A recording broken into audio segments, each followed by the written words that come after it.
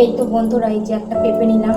আজকে পেঁপের রেসিপি কি করে করে তোমাদের কাছে সবটাই শেয়ার করবো, তোমরা দেখতে থাকো। এবার আমি পেঁপেটা কেটে নেব।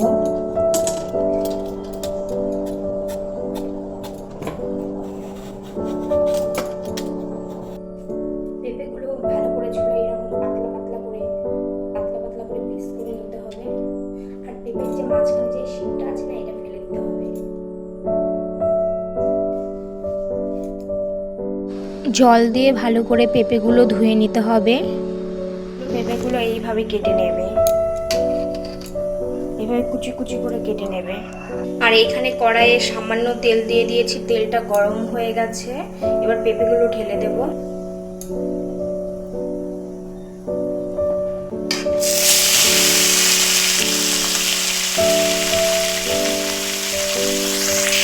কিছুটা নুন দিয়ে দেবো।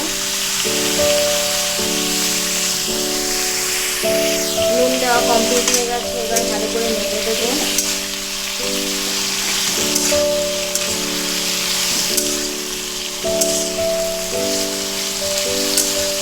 এবার ভালো করে ঢেকে দেবো পেঁপেটা ভাজা হওয়ার জন্য।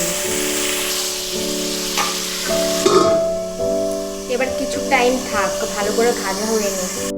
মশলা করার জন্য কিছুটা আদা নিয়ে নিয়েছি আর কাঁচা লঙ্কা নিয়ে নিয়েছি। কাঁচা লঙ্কাগুলো দেখো কত বড় বড়। আর সামান্য একটু জিরে নিয়ে নেব, এগুলি দিয়ে দিলাম। আর জিরে দিয়ে দেব।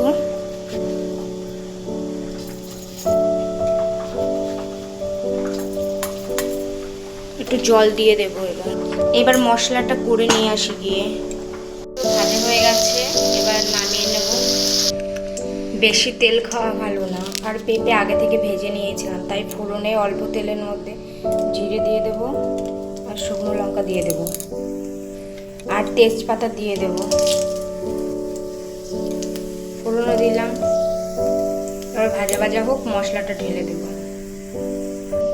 একটুখানি তেল লাগবে, তাই একটু ঢেলে দেব। ব্যাস এইটুকুই। ভালো করে তেজপাতা সব কিছু লঙ্কা হয়ে গেছে, ভাজা হয়ে গেছে। মশলাটা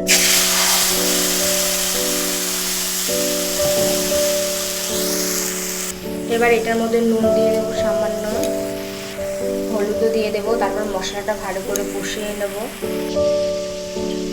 এবার এই পেঁপেগুলো ওই মশলার মধ্যে, ভাজা মশলার মধ্যে দিয়ে দেব। এবার ভালো করে কষিয়ে নেব আবার।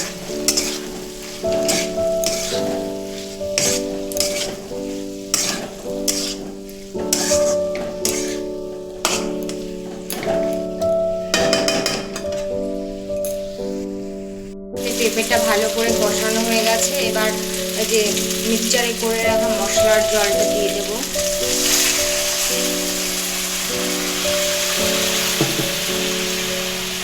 এবার ভালো করে তরকারিটা ভালো করে ফুটুক, সিদ্ধ হোক।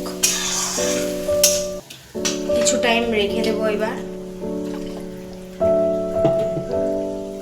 নামানোর কিছুক্ষণ আগে চিনি দিয়ে দেব।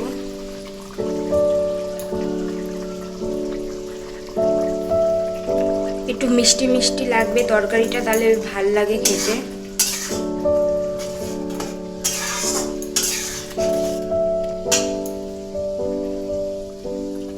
তার মধ্যে একটু গরম মশলা দিয়ে দেবো নামানোর আগে। এটাই আছে গরম মশলা।